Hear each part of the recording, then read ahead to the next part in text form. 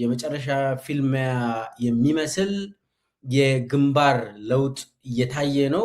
ይሄ ግንባር ደግሞ ከሰሜን ወደ ምዕራብ ወይ ደግሞ ከሰሜን ወይ ደግሞ ከዳር ወደ ማዕከል እየሄደ ያለው የፊልሚያ ሜዳዎች እየታዩ ነው። የተለያዩ መረጃዎችን ሰብሰብ አድርጌ ያለው ከወታደር ከሚሊተሪ ውስጥም ከተለያዩ ከክልሎችም ያገኘሁትም መረጃዎችን አጠናክሬ ያለው አንዳንድ አዲስ የኮማንድ ሴንተሮችም የተቋቋሙ ነው። እሱ ላይም ሀሳቤን እሰጣለሁ። በተለይ ደግሞ የአፍሪካ ቀንድ ጂኦ ፖለቲካል፣ ጂኦ ስትራቴጂ፣ ጂኦ ሚሊተሪ ለውጦች አሉ። እሱንም ምንድን ነው ምን አይነት ኃይሎች ናቸው ይሄንን እየለወጡ ያሉት፣ ለምንድን ነው እንደዚህ የሆኑ ያሉት የሚለውን ጥያቄ ጠይቀን መልስ እንሰጣለን። በአጠቃላይ የፊልሚያ ሜዳ እየተቀየረ ይመስላል። አብይ አህመድ ወታደሮችን ወደ ሰሜን እየወሰደ ነው። ነገር ግን የጦር ሜዳው የግንባሩ ዋናው የግንባር አቅጣጫውን የቀየረ ይመስላል።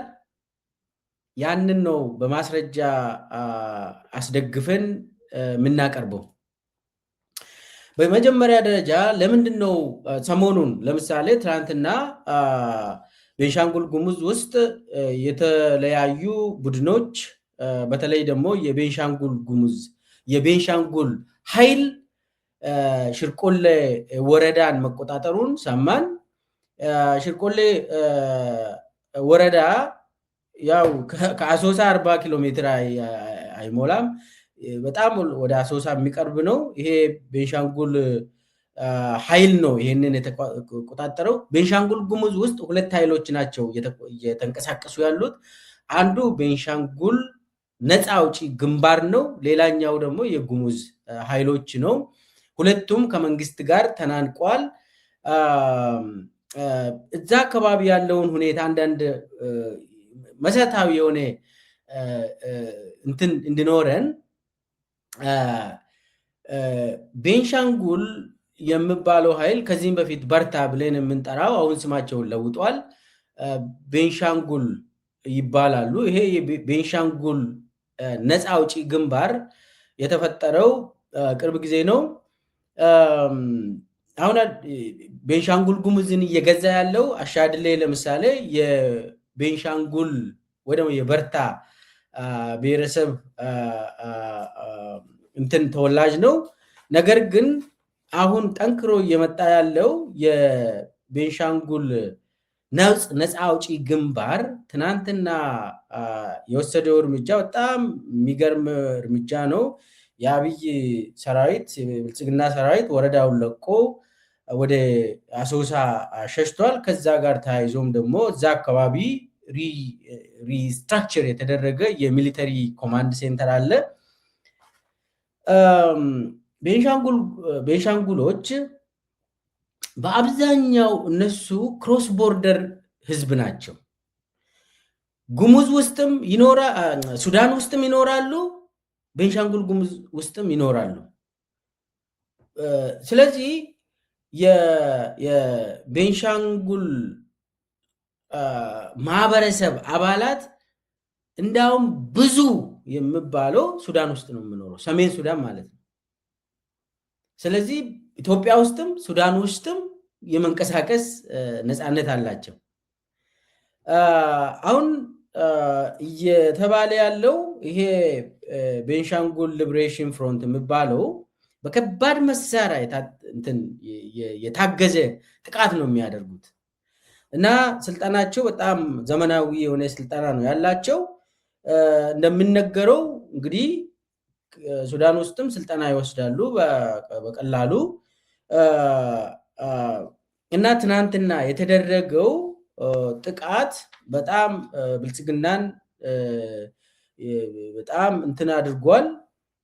ብልጽግናዎች በጣም ፈርቷል። ይሄ ነገር ቤንሻንጉል ጉሙዝ ውስጥ ሲጀመር ይሄንን ውስብስብ ነገር ውስጥ የገባው አብይ ራሱ ነው። የአርኤስኤፍ የመሐመድ የሐሜቲ ጃንጃዊድ ሚሊሻ ስልጠና ማዕከሎችን ቤንሻንጉል ጉሙዝ ውስጥ ከፍቶለት በዩኤኢ ትዕዛዝ ቤንሻንጉል ጉሙዝን እንደ ክልል የአርኤስኤፍ ክልል ያደረገው አብይ አህመድ ነው። ከጅምሩ አስቡ። ህዳሴ ግድብ የት ነው የሚገኘው? ቤንሻንጉል ጉሙዝ ውስጥ ነው። አብይ አህመድ ግን ምንድን ነው ያደረገው? የአርኤስኤፍ የስልጠና ማዕከሎችን ቤንሻንጉል ጉሙዝ ውስጥ ከፈተ። ቤንሻንጉል ጉሙዝን ኢንተርናሽናል የሪጂናል የጂኦፖለቲክስ ጉዳይ ሰጠ። እንዳውም ህዳሴ ግድብ የሚገኘውን ክልል እዛ አካባቢ እንዳውም ወታደራዊ እንቅስቃሴ እንዳይኖር ነው የምታደርገው። ይህ አብይ የሚባል የአገር ሉዓላዊነት የሚባልን አቅም የግል ስልጣኑን ብቻ ነው የሚያውቀው። አርኤስኤፍ መጥተው ህዳሴ ግድብ ስር ስልጠና እንዲወስድ ያደረገ። ህዳሴ ግድባችን ሆስቴጅ ነው። በአሁኑ ሰዓት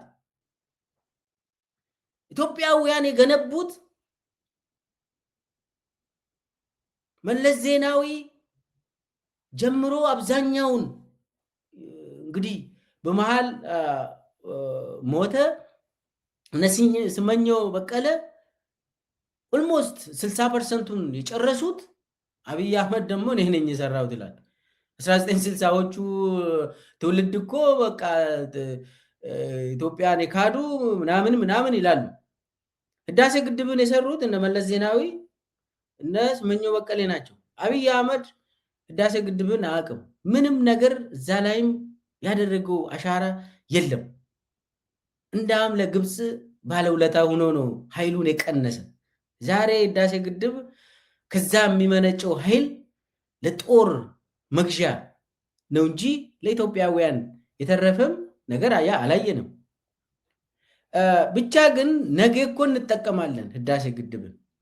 አብይ ምንድን ነው ያደረገ? እዛ አካባቢ ጦር ካምፖችን ለውጭ ሀገር ኃይሎች ከፍቶ ከዛ በኋላ ምንም እንደሚከሰት እኮ ግልጽ ነው።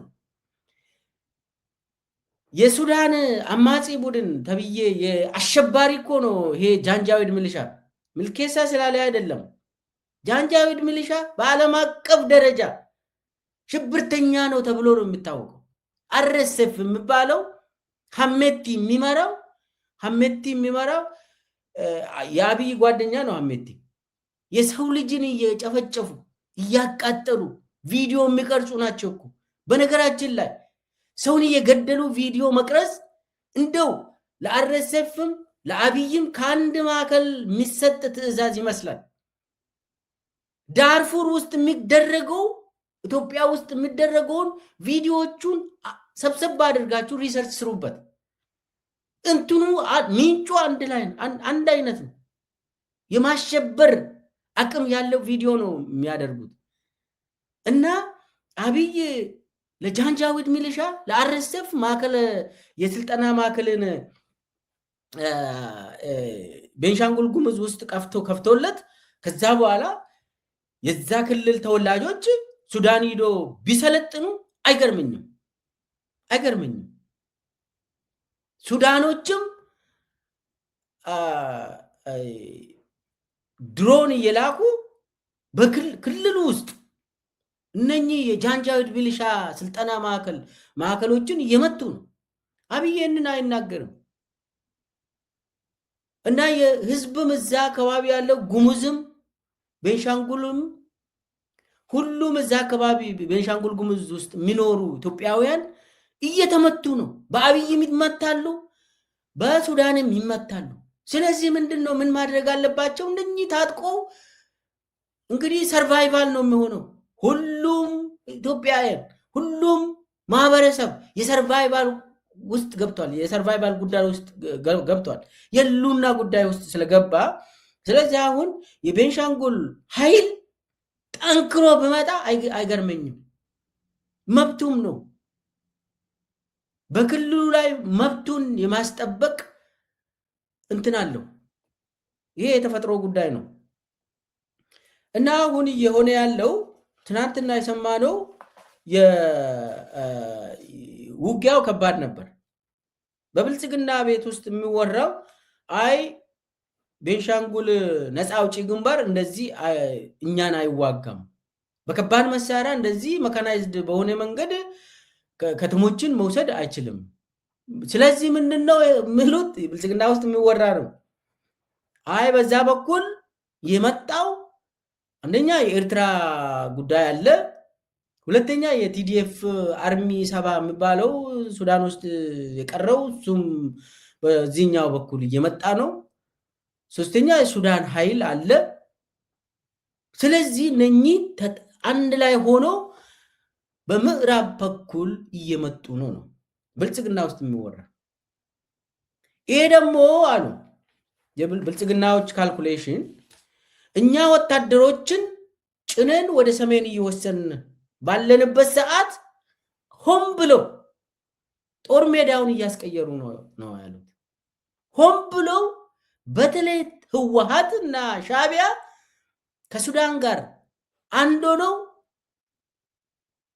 ጦር ሜዳው ከሰሜን ወደ ምዕራብ እየቀየሩ ነው የሚሉት ብልጽግናዎች። እና የቤኒን ኃይሎች የወሰዱት እርምጃ የቤንሻንጉል ነፃ አውጪ ግንባር አይመስልንም። ይሄ እንደዚህ አይሆንም። ለምን? እንትኑ እኮ ከባድ ነው። ውጊያው እኮ በአጭር ጊዜ ውስጥ ከወረዳ ትቶ እንዲወጡ አደረጋቸው። ሽርቆሌ ወረዳን ትቶ ሰኞ ገበያ የሚባል ሁሉ ትቶ ወደ ሪትሪት አደረጉ ወደ አሶሳ እና ኮማንዱን ደግሞ እንዳውም አሶሳንም ሊይዙ ይችላሉ በሚል ፍራቻ ወደ ነቀምቴ መጥተዋል። አሁን ምንድን ነው እያሉ ያሉት? በምዕራብ በኩል እየመጣ ያለው ከባድ ነው ተብሏል። በጣም ከባድ ነው። ለምን? እዚህ ላይ የጦርነት ቲዎሪን የሚያውቁ ሰዎች ታይም ፕሌስ አማውንት ኦፍ ፎርስ የሚባል 3 ነገር አለ። የጊዜ ጉዳይ፣ ጊዜ ምርጫ፣ ቦታ ምርጫ፣ የምትጠቀሙ ኃይል፣ 3ቱ ላይ ወሳኝ ነው። እነዚህ ጉዳዮች ጦርነት ላይ የት ቦታ ነው ሰክሰስፉሊ የት ቦታ ብነሳ ነው የሚያግዘን ብለው የጦር ስትራቴጂስቶች ይህንን ይወስናሉ። መቼ ብንዋጋ ነው የምናሸንፈው ብለው ይወስናሉ። መቼ ነው አፕሮፕሪየት ታይም ስትራቴጂክ ታይም የሚባለው? ዛሬ ነው? ነገ ነው? ዛሬ 1 ወር ነው? ዛሬ 1 ዓመት ነው ብለህ ካልኩሌት ያንተ ጠላት ብለህ የፈረጅከው አቅምና ጉዳይን አጥንቴ የውስጥ አቅሙ ነው ካጠና በኋላ መቼ ነው ጠንካራ የሚሆነው ይሄ ስርዓቱ ብለህ ካጠና በኋላ የት አካባቢ ላይ ብንገጥመው ነው የኛን ኃይል ይሄ ኮስት ቤኔፊት አናሊሲስ ነው ምሰራ በጥቂት ኃይል የሱን ኃይል የምታሸንፈው ኮስት ኢፌክቲቭ ካልኩሌሽን አድርገ የምታሸንፈው የት ቦታ ነው ስትራቴጂክ የሆነ ሎኬሽን ትመርጣለህ። እና ሎኬሽኑን ደግሞ ጠላት ማወቅ የለበትም ነው። አንተ ጠላት ብለህ የፈረጅከው አንተ የምትጀምረው ቦታ ማወቅ የለበትም። ጠላት የሆነ ቦታ ሲሄድ አንተ የሆነ ቦታ እንትን ካደረግከው ያው የማሸነፍ ድል ከፍላል። ፕሮባቢሊቲ ነው። እዚህ ላይ ወታደራዊ እንቅስቃሴ ጦርነት ፕሮባቢሊቲ ነው፣ ቻንስ ነው። አብዛኛው ጊዜ ቻንስ ነው። እድሎች ናቸው። እድሎቹን ከፍ እያደረግክ ትሄዳለህ ካልኩሌት በማድረግ። ይሄኛው የሚሊተሪ እንትን ነው፣ ስትራቴጂክ ዲሲዥን ሜኪንግ ውስጥ ነው ያለ እና የታይሚንጉ የቦታ ምርጫ ከዛ አልፎ ደግሞ የኃይል ምን ያህል ኃይል መጠቀም አለብኝ። አሁን አንዳንዴ በአንድ ጊዜ በጣም ከባድ እንትን መጠቀም አለ። ብዙ ኃይልን በመጠቀም ጠላትን ማሸነፍ የሚባል አለ። ወይ ደግሞ ምልክቶችን የምታሳይበት ሁኔታዎች አሉ። እነኚህ 3ቱ ታይም ፕሌስ and the sheer amount of force የምትጠቀመው የኃይል እንትኑ ብዛቱ። ስለዚህ አሁን ካልኩሌሽኑ ላይ ብልጽግናዎች ምንድን ነው የሚሉት? እኛ በማናውቀው ኤክስፔክት በማናደርገው ቦታና ጊዜ እነኚህ ኃይሎች ሊጀምሩ ይችላሉ የሚል ነው። የኦሮሞ ነጻነት ሰራዊትና የፋኖን የእንትኑን የእነሱም እንትኖቹን ግንባሩን እየቀየሩ ይመስላል። የሁለቱ ደግሞ ወደ ማዕከሉ ነው። በአሁኑ ሰዓት ማዕከላዊ ኢትዮጵያ እንደዛ አዝማሚያዎችን ታነባለ። የፋኖና የኦሮሞ ነጻነት ሰራዊት ወደ አዲስ አበባ እየተቃረቡ ጦርነቶችን ወደዛ እየገፉ ይመስላል።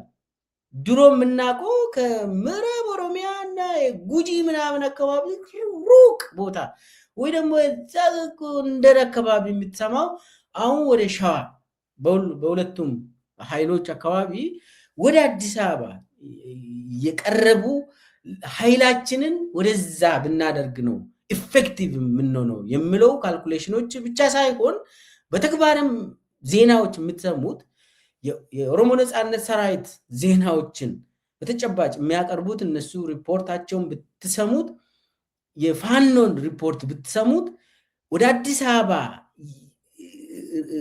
ቅርብ ርቀት ላይ ነው ውጊያዎች እየተደረጉ ያሉት። ይሄ እንዳለ ሆኖ አሁን የምዕራቡን እንጨርሰው። ምዕራቡ ላይ ቅድም እንዳልኩ ብልጽግናዎች በጣም ፈርተዋል። የቤንሻንጉል ነፃ አውጪ ግንባር ብቻ አይደለም፣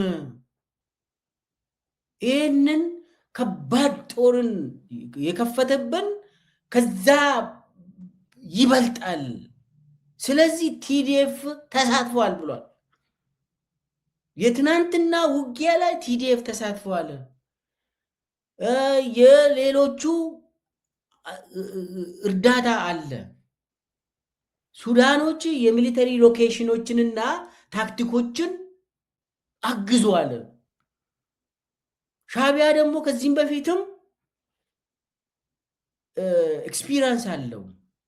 በምዕራብ ኢትዮጵያ ነው የምታስታውሱ ከሆነ ደርግ ወደ መጨረሻ አካባቢ በምዕራብ በኩል ዞሮ በሱዳን በኩል ገብቶ በምዕራብ ኦሮሚያ ነው ወደ ላይ ያደረጉት። ያ ደግሞ ታሪክ አብይን ያስታውሳል። ስለዚህ ኦልሬዲ የምናውቀው ነገር ነው። ይህ ሁሉ ይህንን ያበላሸው አብይ አህመድ ነው። አርኤስኤፍን አምጥተው ቤንሻንጉል ጉሙዝ ውስጥ ስልጠና የሚሰጠው እና የሚያሰጠው ሰውዬ አብይ አህመድ ነው። ከዛ በኋላስ የሱዳን ወታደራዊ መንግስት ሳፍ የሚባለው ሱዳንስ አርምድ ፎርስ የሚባለው ይሄ ብሉ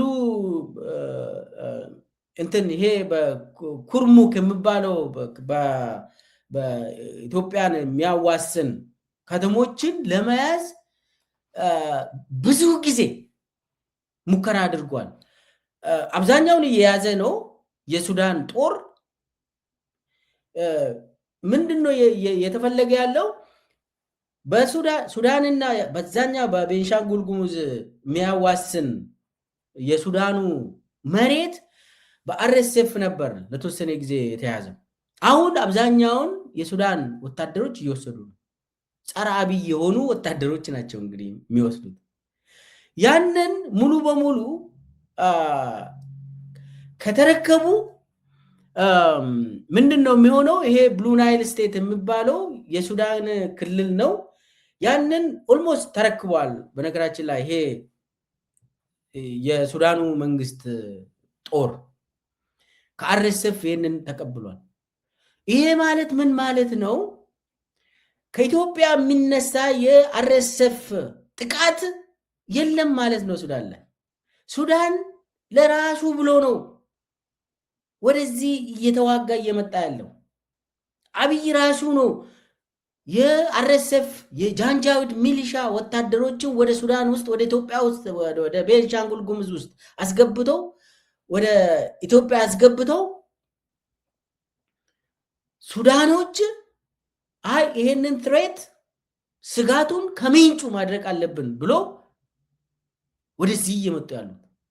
ስለዚህ አሁን ሱዳኖች ቤንሻንጉል ነፃ አውጪ ግንባርን ከረዱ አይደንቀኝም። ነፃ አውጪ ግንባሮች ድሮም እርዳታ ይወስዳሉ፣ ከሱዳንም ይወስዳሉ፣ ከሌላ ቦታም ይወስዳሉ። ነፃ አውጪ ግንባሮች ስራቸው ይሄ ነው። እድልን ይጠቀማሉ። ምን መንግስት ሆኖ አብይ ኤርትራን ጋብዞ ትግራይ ህዝብ ላይ ጄኖሳይድ አላካሄደም? መንግስት ሆኖ ነፃ አውጪ ግንባር አይደለም እኮ አብይ። መንግስት የኢትዮጵያ መንግስት መሪ ነኝ የሚባለው ሰውዬ የሻዕቢያ ወታደር ጋብዘው ጄኖሳይድ አካሂዶ ትግራይ ላይ ከዛ በኋላ አብይ አህመድ የሚባል ሰውዬ ፓርላማ ላይ ቀርቦ እናመሰግናለን የሻዕቢያ ወታደሮችን ላደረጋችሁልን ወንጀል፣ እንግዲህ ኤርትራ ላይ ትግራይ ላይ የፈጸሙት ወንጀል ለዛ አመስግነዋል። አብይ ፓርላማ ላይ ነው ያመሰገነ። ከዛ አበባው ታደሰ ወንድሞቻችን ሻዕቢያዎች ያለ እንኮራባቸዋለን፣ ከአንድ ባንክ ነው ደሞዝ ስንበላ የነበረው ያሉ እንደዚህ አድርጎ አየን አይደል? አሁን ነፃ አውጪ ግንባሮች ከጎረቤት ሀገር ቦታ ወስዶ ስልጠና አደረጉ ምናምን ባለው ሁሉም ዓለም ላይ የሚታወቅ ነው። አዲስ ነገር አይደለም። ነፃ አውጪ ግንባር መሸሸጊያ ይፈልጋል። ካገኘ ጎረቤቱም ሰልጥኖ ይመጣል። ይሄ እኮ ኢትዮጵያ ላይ የተጀመረ አይደለም። ኢትዮጵያ ውስጥ ብቻም አይደለም ይሄ ነገር የተጀመረው። አብይ ደግሞ የዩኤኢ ዜጋ የሆነ ሰውዬ ምን ያወራል? አብይ የፋጥማ ልጅ እዛ አቡዳቢ ጉድፈቻ የገባ ሰው ደግሞ ምንም አንድም ቃል ለማውራት አፍ የለውም። አፍም ሊኖረው አይገባም። እና ምን ለማለት ነው? ይሄ የታወቀ ነገር ነው። እንደው እንደ ዜጋ ምን ነበር የምንመኘው? የኢትዮጵያውያን መብት ኢትዮጵያ ውስጥ መከበር ነበረበት። ፋሽስት የሆነ መንግስት አዲስ አበባ ላይ መመስረት አልነበረበትም። ችግሩ የአብይ ፋሽዝም ነው ይህንን ያስከተለው። አሁን ደግሞ እየሆነ ያለው የፊልሚያ ጦር ሜዳው ከሰሜን ወደ ምዕራብ እየተቀየረ ነው የሚያሳየው። አንደኛ ነገር ለምሳሌ እኔ እንደ ትግራይ ትግራይ ብሆን የትግራይ እንግዲህ ዜጎች ናቸው፣ እንደ ኢትዮጵያውያን ደግሞ አንድ ነን። ግን አብይ ለይቶ ትግራይ ላይ እያካሄደ ያለው የጄኖሳይዳል ካምፔን ለማስቆም ቀላሉ መንገድ ይፈልጋሉ ትግራዮች። ቤት በኩል ብንጀምር ነው ብሎ ታወቀ። ይሄ ሚሊተሪ ስትራቴጂ ውስጥ ትማራላችሁ በቀላሉ። ኮስት ኢፌክቲቭ የሆነ ቤቱ በኩል ነው። በምዕራብ በኩል ከሆነ ይመርጣሉ፣ በምስራቅ በኩል ከሆነም ያንን ይመርጣሉ። ለምሳሌ የአብይን ስርዓት አሽመድምዶ ለመጣል የጅቡቲ ሃይዌይ ኢትዮጵያ አዲስ አበባ ጅቡቲ ሃይዌይን መቆጣጠር ነው ከተባለ ያንን ለመቆጣጠር እንቅስቃሴ ያደርጋሉ ማለት ነው። ምን ማለት ነው? ይሄ እኮ ሚሊተሪ እንትን ነው፣ ቶፒክ ነው፣ አዲስ አይደለም። እኔ ስላልኩ ሳይሆን ካልኩሌት ይደረጋል። የአብይ ስርዓት ምሰሶው ምንድን ነው? ቤት በኩል ነው። ስርዓቱን ለመጣል ምን መደረግ አለበት ብሎ የወታደራዊ ሰዎች በተለይ ደግሞ ቲፒኤልኤፍ ኤክስፒሪየንስድ ነው። ለምን ብዙ ጀነራሎች አለው ኢትዮጵያ ውስጥ ብዙ ጀነራሎች ስለነበረው ኢትዮጵያን በደንብ ጠንቅቆ ያውቃል። በደንብ ጠንቅቆ ያውቃሉ። ለምን ሌሎቹ አዳዲስ አማጺ ቡድን ስለሆኑ ከዚሮ ነው የተጀመረው። ነፋኖ ኦሮሞ ነጻነት ሰራዊት በቃ ከስክራች ነው የጀመሩት። እንዳውም ከስክራች ከዚሮ ጀምረው ስርዓቱን እንደዚህ አድርገው ይውላችሁ። የአማጺ ቡድን ዋናው ዓላማው ሰርቫይቭ በማድረግ ሰርቫይቭ ካደረገ ሰክሰስፉል ነው። ለምን አማጺ ቡድን የሚቆጣጠረው ብሔራዊ ኢኮኖሚ የለው፣ ዲፕሎማሲን አይቆጣጠርም፣ ህዝብን ተቆጣጥሮ እንደፈለገ አይጠቀሙም። አማጺ ቡድን ዋናው ዓላማው ሰርቫይቭ በማድረግ ያሸንፋል። ሰርቫይቭ ካደረገ ያሸንፋል። አሁን እነኚህ በተለይ የኦሮሞ ነጻነት ሰራዊትና ፋኖች በጥቂት ዓመታት ውስጥ በሰፊ የኢትዮጵያ ክፍል ተንቀሳቅሶ ስርዓቱን ይሄ ግዙፍ የሆነ እንግዲህ ወታደራዊ ስርዓቱን ተፈታትኖ አንዳንድ ቦታ አሸንፎ እያየን ይህ ዝም ብሎ አማጺ ቡድን አይደለም። ይሄ እንግዲህ ስለ አማጺ ቡድን ብዙ ካነበባችሁ ዋናው የአማጺ ቡድን ጎል ግቡ ሰርቫይቫል ነው። ሰርቫይቭ በማድረግ ማሸነፍ ነው። ስርዓቱ ደግሞ አማጺ ቡድንን ማጥፋት ካልቻለ እንደሚሸነፍ ያውቃል። ባላንስ ኦፍ ፓወር እየተቀየረ ኃይል ሚዛኑ እየተቀየረ ወደ አማጺ ቡድን እያደላ ህዝብ ድጋፍም እያገኙ ይሄ የማይቀር ጉዳይ ነው። ይሄ ነው ያየ ነው። በሁለቱም በተለይ አዳዲስ የሆኑ ወጣቶችን ይዘው የጀመሩት አሁን ህወሓት በጣም ኤክስፒሪየንስ ያለው ነው፣ የታወቀ ነው። የኢትዮጵያን ጂኦግራፊ ጠንቅቆ የሚያውቅ የመከላከያ ሰራዊት ስስ ብሊቱንም የሚያውቁ ናቸው። እዛ ውስጥ ነበሩ፣ ሲመሩ ነበሩ። አብይም ቶሎ እነሱን ከመከላከያ ሰራዊት ያጸዳው አውቆ በቃ ፍራቻው ለስልጣኑ ብሎ ነው ትግራይ ተወላጆች መከላከያ ውስጥ እንዳይገቡ ያደረገው። አሁን ጻድቃ ምናምን ጌታቸው ረዳ ይዞ አይሆንም፣ እንደዛ አይሆንም። ኤኒዌይስ ምንድን ነው የግንባሩ መለወጡ ወደ ምዕራብ መሄዱ ለአብይ መርዶ ነው የሚሆነው። ለአብይ መርዶ ነው። ለትግራይ ህዝብ በዛኛው በኩል መምጣቱ ይሄ ናሽናል ኢንትረስት ሰርቫይቫል ጉዳይ ነው። የትግራይ ህዝብ ሰርቫይቫል ጉዳይ ስለሆነ ጦርነቱ ትግራይ ውስጥ እንዳይከሰት ይፈልጋሉ። ጦርነቱ ሌላ ቦታ እንዲያልቅ ይፈልጋሉ። ኤርትራም በዚህ ጦር ውስጥ ከአብይ ጋር ግልጽ የሆነ ነገር ነው። በነገራችን ላይ ኤርትራና አብይ አብሮ አይኖሩም። ይሄ ኢሳያስና አብይ አብሮ አይኖሩም። ኢሳያስና አብይ አብሮ አይኖሩም። ግልጽ ነው። ይሄ ግልጽ ነው። ስለዚህ አብይ የዩኤኢ ተላላኪ በመሆን ሙሉ በሙሉ ኤርትራን ለመያዝ ስለሚፈልግ ደግሞ በኢትዮጵያ ስም ነው የሚይዘው።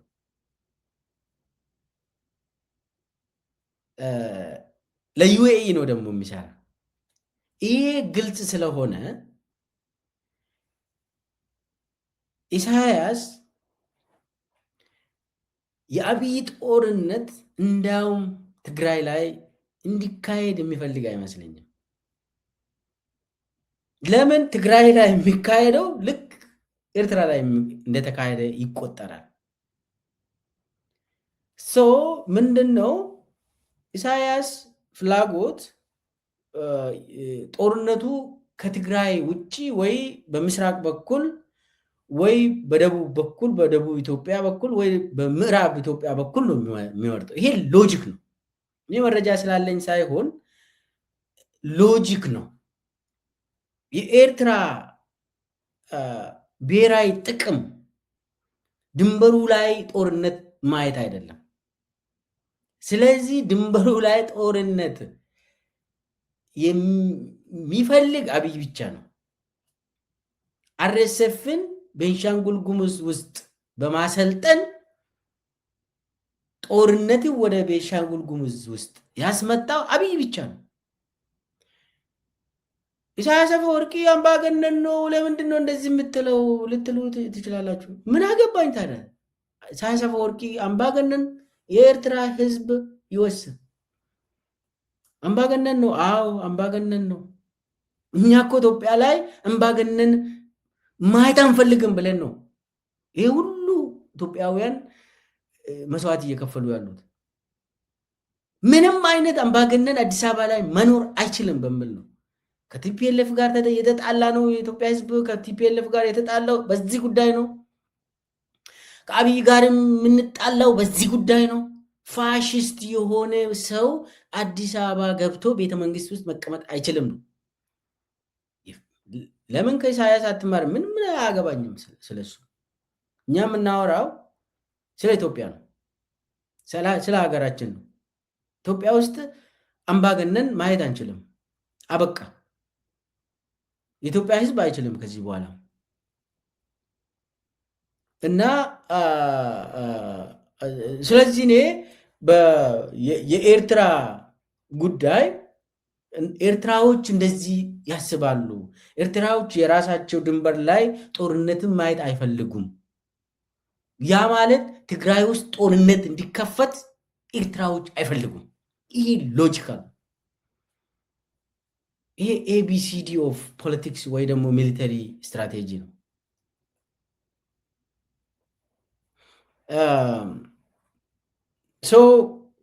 ስለዚህ ምዕራብ ኢትዮጵያ ላይ እንቅስቃሴ ካለ ያንን ይደግፋሉ ማለት ነው። ሎጂካል ነው። እስካሁን እንግዲህ በብልጽግና ውስጥ ደግፏል የሚባል ነው። ስለዚህ የብልጽግናን ሎጂክ ወስደን ሱዳኖችም ደግፏል፣ ኢሳያስም ደግፏል እንበል። ሶ ዋት? ማን ነው ተጠያቂው? አብይ ራሱ ነው። ግንባሩን በዛ በኩል ያደረገው አብይ ራሱ ነው። ቤንሻንጉል ጉሙዝ ውስጥ የአሸባሪዎች ማሰልጠኛ የከፈተው ራሱ ነው። ከዛ በኋላ የሱዳኑ መንግስት ደግሞ ይህንን ከስሩ ለመፍታት ጦርነት እያካሄደ ነው። ያ ከብዙ ዜናዎች ማየት ትችላላችሁ። አብይ የጀመረው አሁን ደግሞ ቀጥታ በቤንሻንጉል ነፃ አውጪ ግንባር እያየን ነው። በነገራችን ላይ ጉሙዞችም እየተዋጉ ነው። ቤንሻንጉል ጉሙዝ ውስጥ ሁለት ኃይሎች ናቸው ያሉት። ሁለቱም ኃይሎች ቤንሻንጉል ነፃ አውጪ ግንባር እና የጉሙዝ ነፃ አውጪው ሁለቱም አብይ ጋር እየተዋጉ ነው። ይሄ ምንድን ነው? አብይ ራሱ ያጠፋው ነው። ይሄ አርሚ 70 የሚባለው የቲዲኤፍ አካል የሆነው ሱዳን ውስጥ ያለው በዚህ በኩል እየመጣ ነው የሚባለውም ፒፒ ናቸው ይህንን የሚያወሩት። ያ ሁሉ ሲደመር ይህ ነገር በምዕራቡ በኩል እየሰፋ ሊሄድ ይችላል። አብይ ወደ ሰሜን የወሰደው ሰራዊት እንደገና ደግሞ ወደ ምዕራብ ሊመልስ ይችላል። ለምሳሌ አሁን ሰሞኑን የሰማሁት ነቀምቴ ላይ ወለጋ ላይ አዲስ ኮማንድ ሴንተር ተቋቁሟል። አሁን እየታሰበ ያለው በመረጃዎች መሰረት የሰሜን ምዕራብ እዝ ብርሃኑ በቀሌም ነቀምቴ ነበሩ።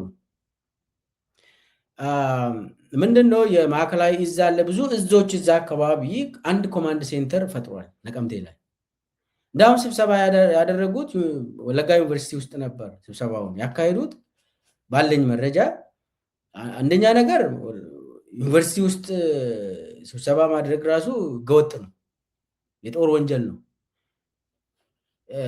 ዩኒቨርሲቲ ወለጋ ዩኒቨርሲቲ የሲቪሊያን ፋሲሊቲ ነው፣ ለወታደራዊ ጉዳዮች መዋል አልነበረበትም። አብይ እኮ የራሱን ከባድ መሳሪያዎች ቤተክርስቲያን ስራ አድርጎ ፋኖን ሲዋጋ እኮ አየን። ቤተክርስቲያን ስራ አድርጎ ምን ለማድረግ ነው? ፋኖች ያንን ከባድ መሳሪያ ለመምታት ከተኮሱ ቤተክርስቲያን ይመታል። ከዛ በኋላ ደግሞ ምን እንደሚደረገው ፋኖ ቤተክርስቲያን አቃጠለ ልባል ነው። እና አብይ ሁሉንም ይጠቀማል። ይሄ ደግሞ ሲቪሊያንን እንደ ሼል መጠቀም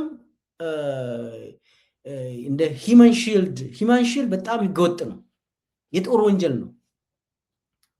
ሁማኒቴሪያን ሎው ኢንተርናሽናል ሁማኒቴሪያን ሎውስ የጦር ህጎች እንደዚህ አይነት ነገሮችን ይከለክላሉ።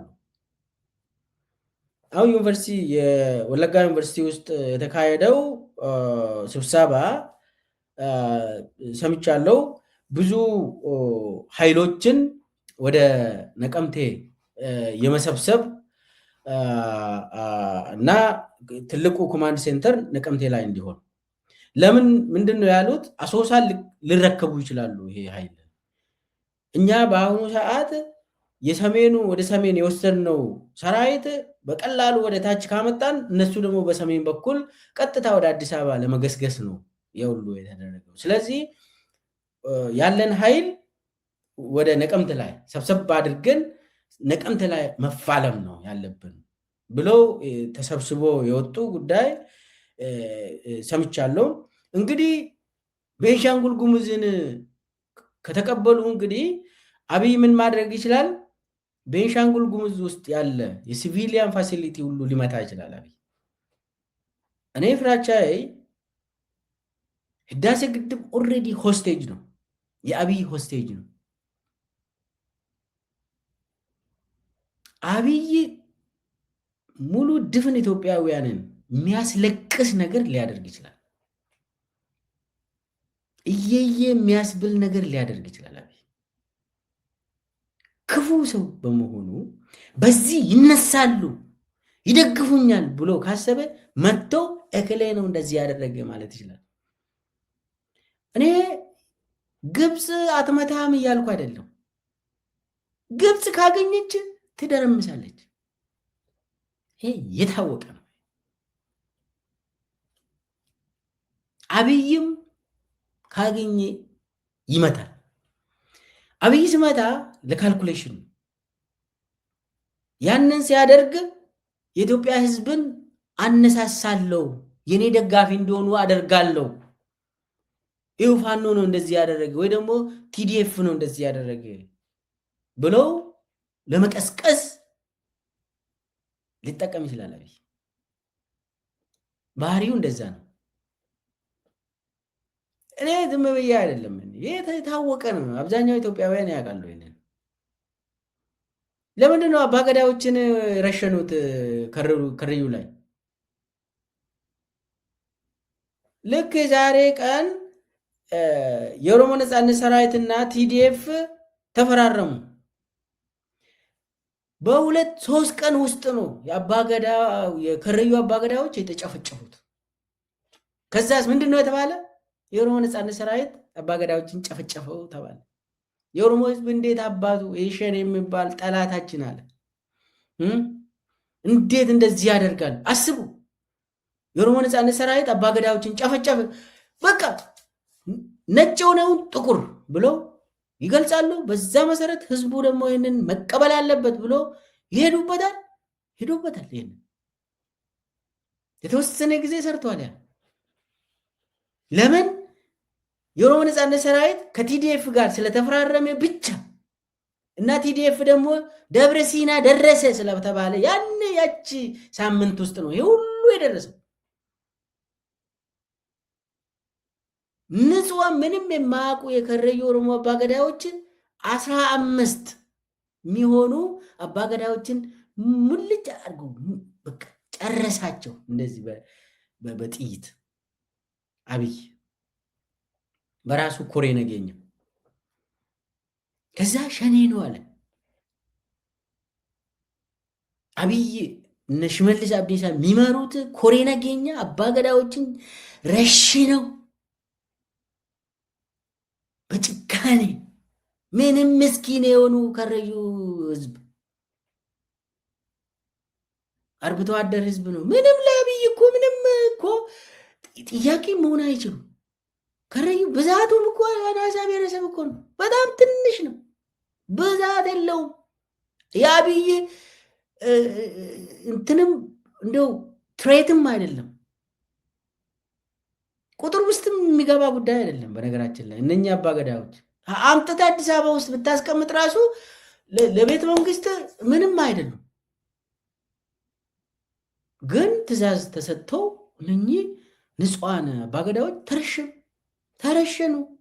ዛሬ ሽመልስ አብዲሳ የቱለማ አባገዳ ተመረጠ ብሎ እንደዚህ ይሳሳማል። አይኑን በጨው አጥቦ ኧረ እንደዚህ የሚባል የሚገርም እኮ ነው ኢትዮጵያ ውስጥ። ያንን ስናይ አባገዳዎችን 15ቱን እንዳልጨረሰ ሰው ዛሬ እዛ ሂዶ ይሄ እንትን ለብሶ ባህላዊ እንትን ለብሶ አባገዳ ጋር ፎቶ ይነሳል። ወንጀለኛ መርደረር። ኤኒዌይስ ምንድን ነው? ምን ለማለት ነው? አብይ አህመድ ያደርጋል ለማለት ነው። አድርጎ እከሌ ነው እንደዚህ ያደረገ ለማለት ሁሉንም ነገር ያደርጋል አብይ። ሁሉንም ነገር መጨፍጨፍ ከሆነ ይጨፈጭፋል፣ ማቃጠል ከሆነ ያቃጥላል፣ ሁሉንም ነገር ያጠፋል። ከዛ እከሌ ነው እንደዚህ ያደረገ ለማለት ግን ያዙልን።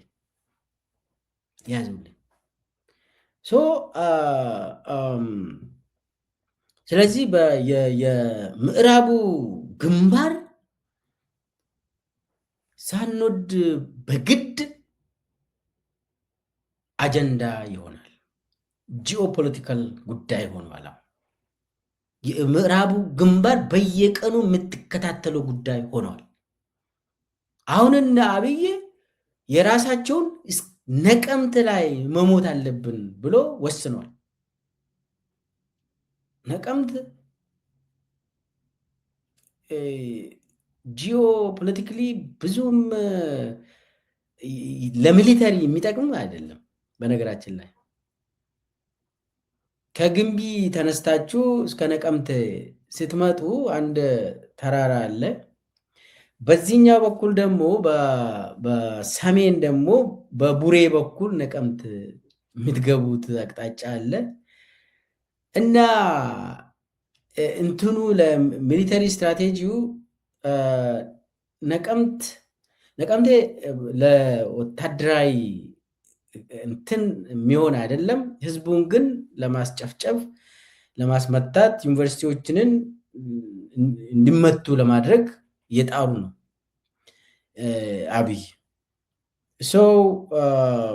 አብይ ህዝብንም እንደ ሆስቴጅ ስለሚይዝ ከተሞችንም እንደ ሆስቴጅ ይይዛል። ስለዚህ የምዕራቡ ጉዳይ በጣም ቀላል አይደለም ለማለት ነው። የምዕራቡ ግንባር በአዲስ መልክ ወሳኝ የሆነ ፍልሚያዎች የሚካሄዱበት በአጭሩም ወደ ማዕከላዊ ኢትዮጵያ የሚወስድ ጉዳይ ስለሆነ ብዙ ጦርነቶችን ማካሄድ ይከብዳል። በዛ በኩል አንዴ ዘልቄ ከገባ የብልጽግና ሰራዊትም ብዙ ራሱን መከላከል የሚችል ጉዳይ አይደለም። ቶሎ እጅ ይሰጣል ማለት ነው። ይሄ የምዕራቡ ግንባር የማን ፍላጎት ነው? ስለዚህ ምንም አጠራጥርም የሱዳን ፍላጎት ይኖርበታል። ምንም አጠራጥርም። ለምን? አብይ ራሱ ነው ሱዳኖችን እያስመታ የአርኤስኤፍ ማዕከል ያደረገው። ኢትዮጵያ መሬትን የጃንጃዊድ ሚሊሻ ማሰልጠኛ አገር ያደረገው አብይ ራሱ ነው። ኤርትራና ትግራይ በዚህ ይደሰታሉ። ግልጽ የሆነ ነው። ምንም ጥርጥር የለም። ይሄ ሚሊተሪ ጉዳይ ነው። ሚሊተሪ ታክቲክ ነው። ስለዚህ ስትራቴጂክ ቦታዎችን መምረጥ ለነሱ ምንም አጠራጣሪ አይደለም። ታሪክ በታሪክም የታወቀ ነው። በምዕራብ በኩል በዛ በኩል የሚከሰት ጉዳይ በቀላሉ ወደ አዲስ አበባ የሚወስድ መንገድ ስለሆነ እንግዲህ የምዕራቡን ግንባር አብይ ራሱ ነው ፖፑላራይዝ ያደረገው። አብይ ራሱ ነው ቦታ ሰጥቶ ያስጀመረው። አሁን ደግሞ በጣም ጦርነቱ አንፕሬዲክተብል ሆኗል። ቦታውም ጊዜውም የሚጠቀሙት ኃይልም በጣም በጣም አንፕሬዲክተብል ነው። ስለዚህ የምዕራቡ ግንባር የሀገር ውስጥ ብቻ ሳይሆን የሪጂናል ዳይሜንሽን አለው ማለት ነው። ቤንሻንጉል ጉሙዝ ውስጥ የሚካሄደው ዝም ብሎ ለኢትዮጵያ ጉዳይ ብቻ ሳይሆን ዶሜስቲክ ዎርፌር ብቻ ሳይሆን ኢስ ሪጂናል ዋን። ለምን አብይና ጃንጃዊድ ሚሊሻ አንድ ላይ ነው የሚፋለሙት፣ አርኤስኤፍ የሚባለው ማለት ነው። በሌላ በኩል ደግሞ ኦብቪየስሊ የሱዳኑ ወታደራዊ ኃይል እና የተቃዋሚዎች ኢትዮጵያ እንግዲህ አማጺ ቡድን እንበል የተለያዩ ቡድኖች ከአብይ ጋር የሚፋለሙት የግድ ጃንጃዊድን አይወዱም። ጃንጃዊድን ከኢትዮጵያ ለማውጣት ሱዳን ውስጥ እንቅስቃሴዎች ይቅርታ፣ ቤንሻንጉል ጉሙዝ ውስጥ እንቅስቃሴዎች ይካሄዳሉ ማለት ነው። ስለዚህ የምዕራቡ ግንባር ዝም ብሎ ኢትዮጵያ ውስጥ ብቻ የሚገደብ ሳይሆን የሪጂናል ነው፣ ከኢትዮጵያ ውጭም መልክ አለው ማለት ነው። ሪጂናል ዲሜንሽን አለው ለማለት ነው። አሁን የፋኖና የኦኤልኤ እንቅስቃሴስ ምን ይመስላል ለምለው፣ አሁን ፋኖም ወደ ማዕከላዊ ኢትዮጵያ ላይ ያተኮረ ይመስላል። ስለ ኦኤልኤ ቆይቷል። እንግዲህ ኦኤልኤ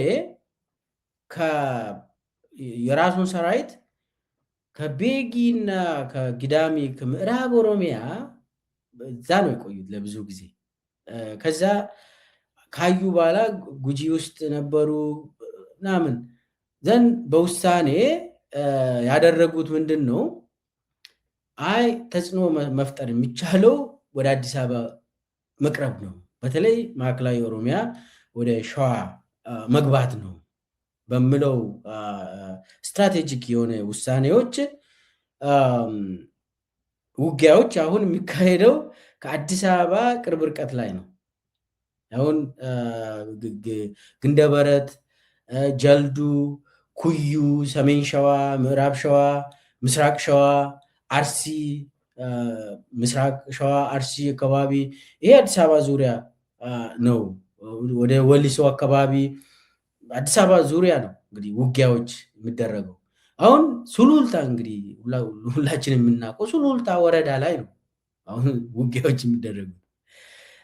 ሰው ከሱሉልታ አሜን ከአዲስ አበባ ወጥተው ለቀብር እንኳን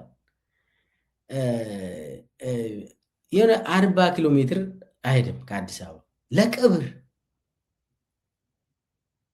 ዳንጎቴ ያለበት ታውቃላችሁ፣ ያው የሱሉልታ ወረዳ ነው ውስጥ ነው ወደ ታች የምትሄዱት እና እዛ አካባቢ ሰው ለቀብር እንኳን መሄድ አይችልም።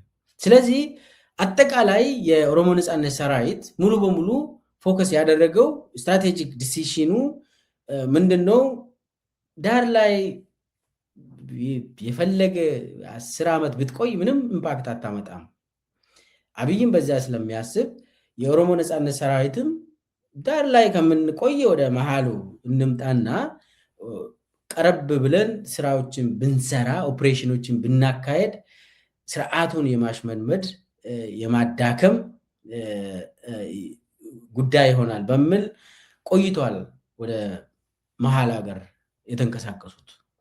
ስለዚህ በዚህ መሰረት አሁን የኦሮሞ ነጻነት ሰራዊት ኦፕሬሽኖች የሚካሄዱት አዲስ አበባ ቅርብ ርቀት ላይ ነው። ይሄኛው ከዳር ወደ ማዕከሉ ሺፍት አድርጓል። የፋኖም በአብዛኛው ወደ ሸዋ ወደዚህ ወደ ጎጃም ወደ ሸዋ መጥቷል። አዲስ አበባ ላይ አዲስ አበባ ቅርብ ርቀት ላይ ነው እንቅስቃሴዎቹን ፎከስ እያደረጉ የመጡት። ይሄ ምንድን ነው የሚያሳየው? ስርዓቱ በቀላሉ የሚወድቀው እንትኖችን በመለወጥ ነው። የስትራቴጂክ ባትል ፊልዱን በመለወጥ ነው። ዋናው የስርዓቱ ደካማ ጎንን ፈልገ ያንን ላይ ማተኮር ይጠይቃል። ለዛ ይመስለኛል የኦሮሞ ነጻነት ሰራዊት እና የፋኖዎችም ወደ መሃል ሀገር የመምጣት ከዛ የአብይን ሰራዊት እንትን በማድረግ ፕሬስ በማድረግ ያ በጣም ካልኩሌትድ የሆነ ነው። እዚህ ላይ አንድ ነገር መነሳት አለበት። አብይን የሚጠብቀው ሪፐብሊካን ጋርድ እና ስፔሻል ኮማንዶ ነው። ሪፐብሊካን ጋርድ በአብዛኛው አዲስ አበባ ውስጥ ነው የሚንቀሳቀሰው። ስፔሻል ኮማንዶዎችም አዲስ አበባ እና አዲስ አበባ ዙሪያ ነው የሚንቀሳቀሱት። ከዛ ውጭ የመከላከያ ሰራዊት ሁሉም ቦታ ተከፋፍሎ በእዙ ምናምን በክፍለ ጦር በተለያዩ እዞች ይንቀሳቀሳሉ። ከዛ አልፎ ደግሞ የክልል አድማ ብተና፣ ፖሊስ፣ ሚሊሻ ምናምን የሚባል መዋቅሮች አሉ። አብይ ምንድነው እያደረገ ያለው? አብይ እንግዲህ መሀል ላይ ነው የሚቀመጠው። ቤተመንግስት የሚባል አለ። ቤተመንግስት 5 ዙሪያ አለ። ከዛ ዙሪያ አዲስ አበባ ራሷ አጥር ነች። አዲስ አበባን የሚቆጣጠር ሪፐብሊካን ጋርድ ነው እና ከሪፐብሊካን ጋርድ ቀጥሎ ስፔሻል ኮማንዶዎች አሉ። ከዛ ሰራዊት አለ፣ የአብይ ሰራዊት አለ። ከአብይ ሰራዊት ደግሞ አልፎ ሚሊሻዎች አሉ፣ የሚጋፈጡት ፖሊሶች አሉ። እንትኑ ፖሊሶች አሉ፣ ከዛ ሚሊሻ፣ ከዛ ህዝብ ነው የምታገኙት። ይሄ ሃይራርኪውን ከወሰዳችሁ። ስለዚህ አብይን ለማግኘት መጀመሪያ የሚያልቅ ህዝብ ነው። በአብይ አሰላለፍ ህዝቡን አስጨርሱ ነው አብይ የሚለው። አሁን ኦሮሚያና በተለይ ኦሮሚያ አካባቢ ያለውን ልንገራችሁ። ምንድነው ህዝቡ ሸኔን ፈልጉ ጫካ ውስጥ ገብታችሁ ተባለ። ሸኔን ፈልጉ ብለው ህዝቡ ሽመልና ዱላ ይዞ ሸኔን ይፈልጋል። የኦሮሞ ነጻነት ሰራዊትን ይፈልጋል። ከዛ ኦሮሞ ነጻነት ሰራዊት እንግዲህ ምንድን ነው የሚያደርገው? ኦሮሞ ነጻነት ሰራዊትን ለመያዝ የሚመጣው ኃይል ወይ ደግሞ ህዝብ ካለ ሊተኩስ ነው እንግዲህ ያ መጥፎ ነገር ነው። ከዛ ቀጥሎ ደግሞ ሚሊሻዎችን ይልካሉ። ሂዱና ከኦሮሞ ነጻነት ሰራዊት ጋር ተዋጉ ተብሎ ሚሊሻውም ይሞታል። ከዛ ያ ካልሆነ ደግሞ ፖሊሶች ይላካሉ። ፖሊሶችም ይሞታሉ። ይኸውላችሁ ሽመል የያዘው ሚሊሻን ይጠብቃል። ሚሊሻ ደግሞ ፖሊስን ይጠብቃል። ፖሊስ ደግሞ መከላከያ ሰራዊትን ይጠብቃል። መከላከያ ሰራዊት የሚባለው ደግሞ ስፔሻል ኮማንዶን ይጠብቃል። ስፔሻል ኮማንዶ ደግሞ አብይን ይጠብቃል። ስለዚህ አብይ ጋር ለመድረስ ብዙ እንትን ነው ያለ። እዚህ ላይ ሚሊሻ የአማራ ሚሊሻ አለቀ አላለቀ የአብይ ጉዳይ አይደለም። የአማራ ፖሊስ የኦሮሚያ ፖሊስ አለቀ አላለቀ የእሱ ጉዳይ አይደለም። እንዳውም መከላከያ ሰራዊት የሚባለው በእዞች ተከፋፍሎ ያለው ራሱ አለቀ አላለቀ የአብይ ጉዳይ አይደለም። አብይ ሲሪየስሊ የሚያየው ሪፐብሊካን ጋርድ እና ስፔሻል ኮማንዶዎች ብቻ ነው። ለምን? እነሱ ናቸው ለአብይ ቅርብ የሆኑት። አብይን የሚከላከሉት ለአብይ የሚቆሙት እነሱ ናቸው። ስለዚህ የሪፐብሊካን ጋርድ እና የስፔሻል ኮማንዶዎች ጉዳይ ነው ሲሪየስሊ አብይ የሚወስደው። ሌላው እያለቀ ያለው ማንን ሴቭ ለማድረግ ነው? አብይን ሳይሆን ስፔሻል ኮማንዶ እና ሪፐብሊካንን ሴቭ ለማድረግ መከላከያው፣ ሚሊሻው፣ የክልል ፖሊስ፣ ህዝቡ እየተጎዱ ነው።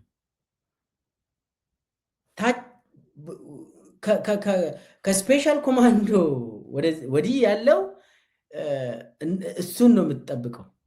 ሚሊሻው ፖሊስን ሴቭ ለማድረግ ይሞታል። ፖሊስ ደግሞ ሰራዊትን የአብይ ሰራዊትን ሴቭ ለማድረግ ይሞታል። የአብይ ሰራዊት ደግሞ ስፔሻል ኮማንዶዎችን እና ሪፐብሊካን ጋርድን ይጠብቃል። በአጠቃላይ አብይ እዚህ መሃል ስላለ አብይ በዚህ እንትን ነው ራሱን የሚጠብቀው። ሌላው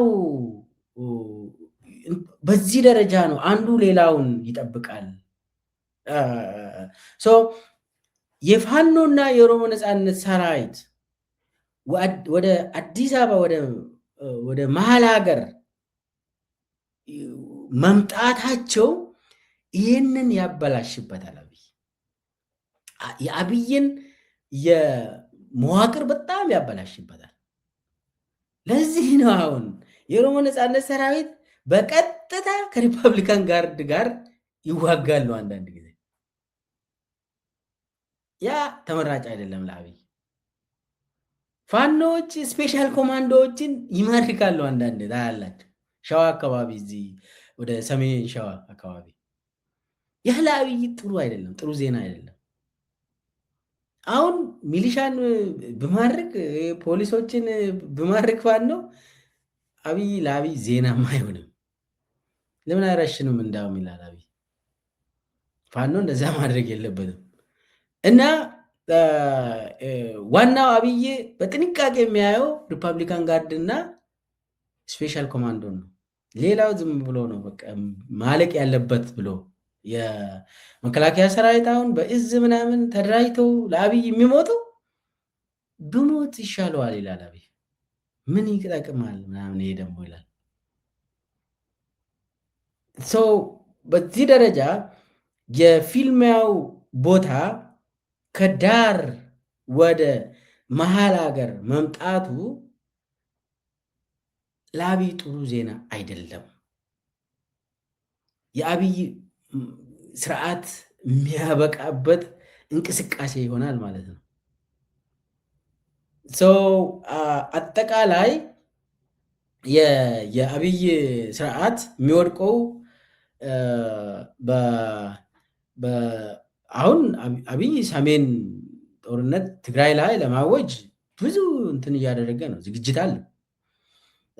ግን በዚህ ክረምት አብይ የሚፈልገው እቺን የብሔራዊ ምክክር ምናምን ነገርን በሰላም አዲስ አበባ ውስጥ ተካሂዳ እሱ ራሱን ህገ መንግስት አውጥቶ መስከረም ላይ ፕሬዚዳንት ለመሆን ነው እቅዱ። ግን ደግሞ እነ ብርሃኑ ጁላ ምን እያሉ ነው? ጠላቶቻችን ባንዳ ምናምን ተብለው በሁሉም አቅጣጫ እየመጡብን ነው ነው እየተባለ ያለው። እየመጡብን ነው ነው፣ እዚህም እየመጡ ነው፣ በዛም እየመጡብን ነው ይባላል።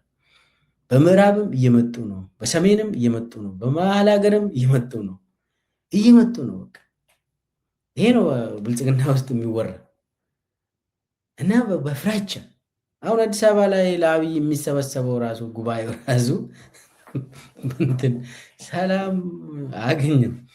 አሁን ይኸውላቸው የአብይ ምርጫ እንደዚህ አይነት ጉባኤ ሲጠራ አዲስ አበባን አይመርጥም ነበር። አዲስ አበባ ጥሩ አይደለም፣ ጥሩ ከተማ አይደለም። ለምስጢር ለመጠበቅ አዲስ አበባ አይመረጥም። ሰዎቹንም ለመቆጣጠር አዲስ አበባ ለአብይ አይሆንም። አዲስ አበባ ግልጽ በሆነ እንትን ኮንፈረንስ ማካሄድ የምትፈልግ ከሆነ አዲስ አበባ ይመረጣል። የማትደብቀው ነገር ከሌለ አዲስ አበባ ላይ ኮንፈረንስ ደረትን ነፍተህ የምታካሄድ ከሆነ አዲስ አበባን ትመርጣለህ። ግን ለአብይ እንደዚህ በምስጢረኛ የሆነ ስርዓት አዲስ አበባን አይመርጥም። አዳማ በጣም ቆንጆ ነበር። ገልመባ ገዳ የሚባል ብዙ ሺዎችን ሰብስበ እንትን ገልመባ ገዳ ብዙ እንትኖች አሉ። ሩም ለኮንፈረንስ ነው በተለይ በብዙ ሺህ የሚቆጠር ግምገማዎች የሚካሄዱት ኦሮሚያን ለመግዛት የምትፈልግ ከሆነ ያ አዳማ ላይ የተገነባው በጣም ብዙ ኮንፈረንስ ሩሞች አሉ። የሰውን ጭንቅላት መለወጥ የምትፈልገው ኢንዶክትሪኔሽኖችን ለማካሄድ አዳማ ነው የሚመርጠው አብይ። ግን አዳማ ሴፍ አይደለም።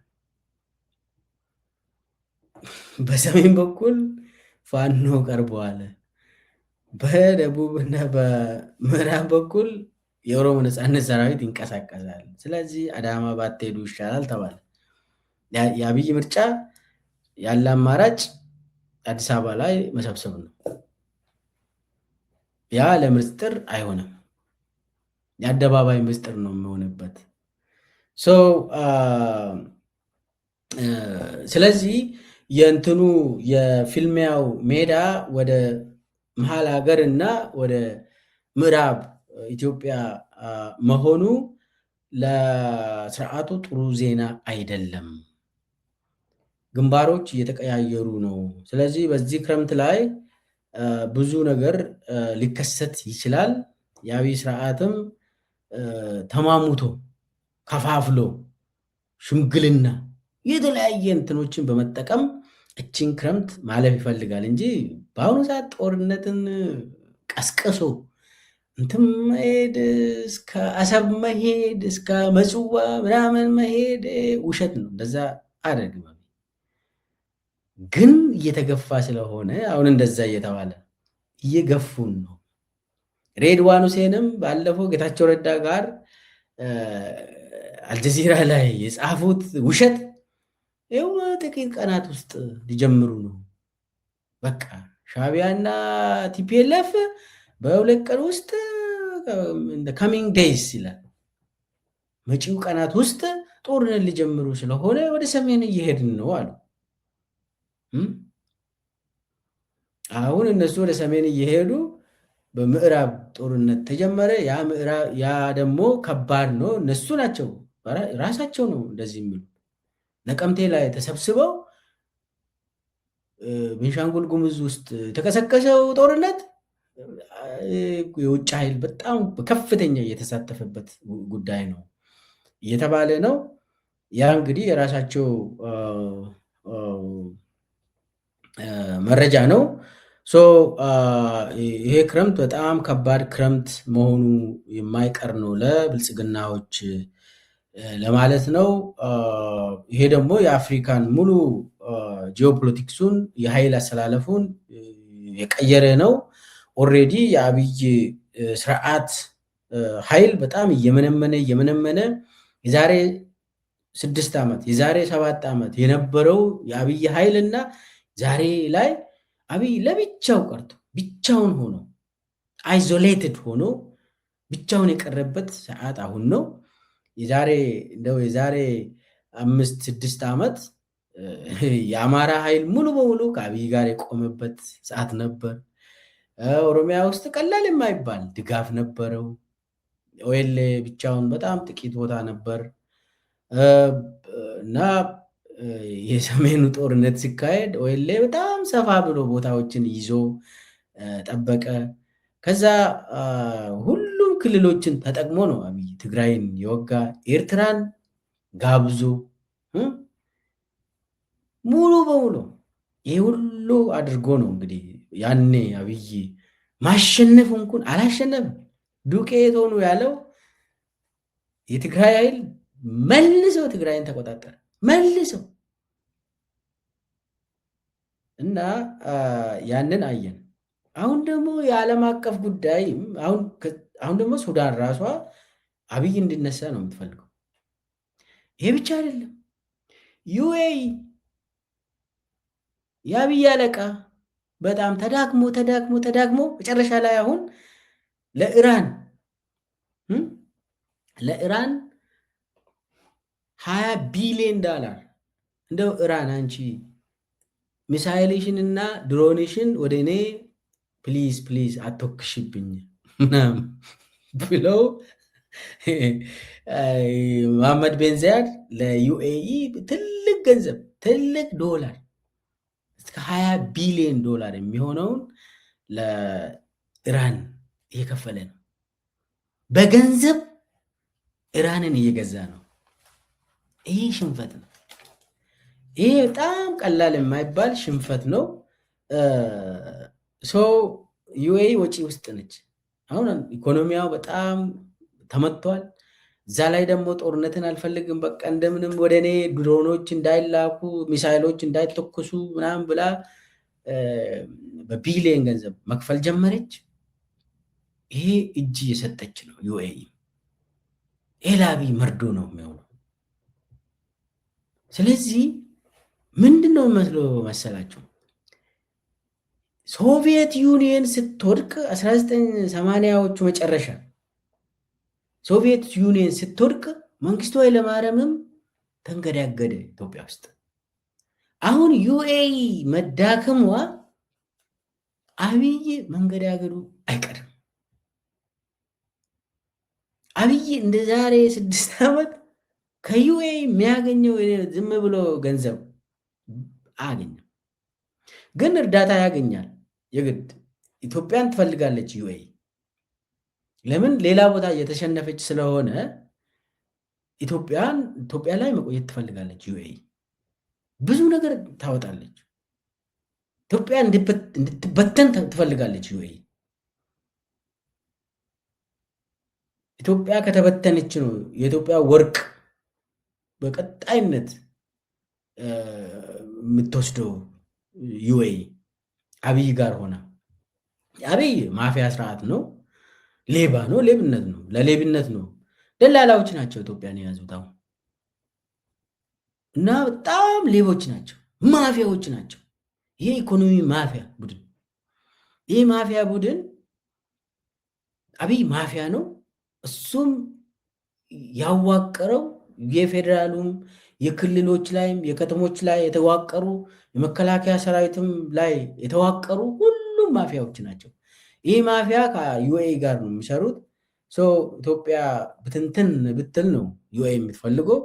ያንን ይዛ ትቀጥላለች የተወሰነ ጊዜ። ግን ደግሞ እንደ ከዚህም በፊቱ አብይ ከዩኤኢ የሚያገኘው እንትን